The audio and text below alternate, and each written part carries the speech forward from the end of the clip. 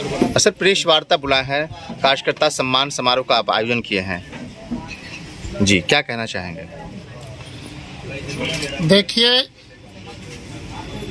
आज का यह आयोजन कार्यकर्ताओं के लिए मान सम्मान के लिए किया गया है। हम लोग असली देसी लोग हैं, गरीब लोग हैं, खेत खलिहान से आए हैं, हौसला बुलंद है, इसीलिए हिंदुस्तान दिल में लेके आए हैं, दिल में हिंदुस्तान लेके आए हैं, हिंदुस्तान लेके आए हैं। देखिए, आजकल अत्याचार, जुल्म, भ्रष्टाचार करने वालों ने इस देश का बुरा हाल कर दिया है। मुंह में राम, बगल में छुरी करके गरीबों के जिंदगी को बहुतों प्रकार से हलाल किया है। यह अपार दुख हो रहा है कि झूठे वादे करने वालों ने झूठा वादा करके लोग विधायक बनते हैं, एमपी बनते हैं, आम जनता व गरीबों को लोगों के साथ विश्वासघात करते हैं। हे साहब, ये ठीक नहीं लगता, ये ठीक नहीं होता। एक बात देख लीजिए कि यही देश था जिस देश में लोग सच्चे लोग होते थे और एक जमाना था कि राजनीति भी होती थी और उसमें बहुत ज़्यादा ईमानदारी होती थी। कितने प्रकार से बदल गई यह ईमानदारी। यह देश के लिए कलंक व अभिशाप का विषय है। व्यवस्थाएं देश के लिए कमज़ोर है। गरीबों का शोषण हो रहा है। देखिए, गरीबों का बुरा हाल है, बेरोजगारी की समस्या है। बिहार में कल कारखाने की ज़रूरत थी, गली गली में शोर है। बिहार में बेरोजगारी बेजोर है।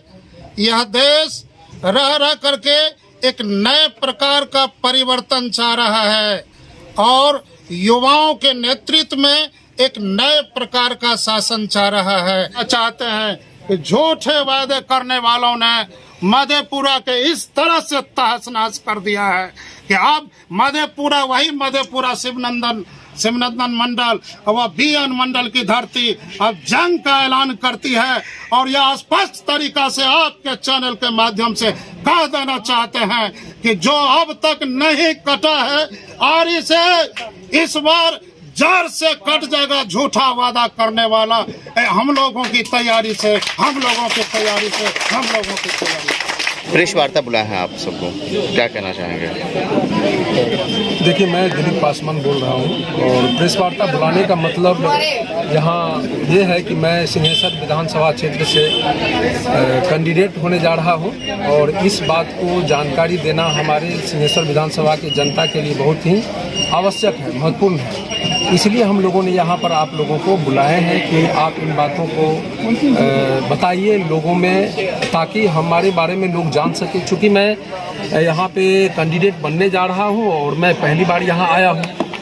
मैं अगर ये कहा जाए कि मैं शिक्षक हूँ, बीपीएससी के स्टूडेंट्स को मैं पढ़ाता हूँ। पटना में मेरा अपना इंस्टीट्यूशन है और मैं अच्छे स्तर से उन लोगों को शिक्षा देता हूँ। दूसरी बात रही कि यहाँ इलेक्शन लड़ने की सिंहेश्वर विधानसभा से, तो हम ऐसा मानते हैं और जानते भी हैं हम लोग कि जब तक सरकार में एक हिस्सेदारी नहीं होगी शैक्षिक वर्ग की, जिनकी जिम्मेदारी है इस देश को अच्छे तरह से बदलने की, समाज को अच्छे तरह से बदलने की, क्योंकि शिक्षा का मतलब होता है हमारे समाज, हमारे देश, हमारा जो राज्य है उसका विकास होना। और जब तक शिक्षा स्वास्थ्य में विकास नहीं होगी, उसको सरकार के नज़र में लाकर उसमें अच्छा काम नहीं होगा, तब तक उसका विकास नहीं होगा। तो मेरा यही कहना है कि मैं यहाँ आया हूँ और मैं एक शिक्षक हूँ, बीपीएससी का शिक्षक हूँ और एक समाज सेवक भी हूँ और मेरा अपना काम समाज से जुड़ा हुआ रहा है। मेरा ट्रस्ट भी चलता है। मैंने हमेशा से बरसों से समाज के लिए काम किया है। इसलिए मैं चाहूँगा कि इन बातों को जनता तक पहुँचाइए और जनता को अवगत कराइए कि मैं उनके लिए काम करने जा रहा हूं, वहां से लड़ने जा रहा हूं। हमें उनकी ज़रूरत है और उन ज़रूरत को यदि हमें वो साथ देते हैं तो मैं उनके लिए बहुत अच्छा काम करूंगा। प्रेस वार्ता बुलाने का मतलब यही होता है, इससे ज़्यादा अभी मैं कुछ नहीं कहूँगा। बस इतना ही कहूँगा कि मेरे आने से यहाँ मधेपुरा की धरती में विकास ही विकास होगी। मिलती है आपको बिहारीगंज विधानसभा से तक, क्या आपका कामकाज रहेगा और क्या कहना चाहते हैं? बिहारीगंज को कुशवाहा बहुल माना जाता है। मैं भी कुशवाहा का राष्ट्रीय अध्यक्ष हूँ।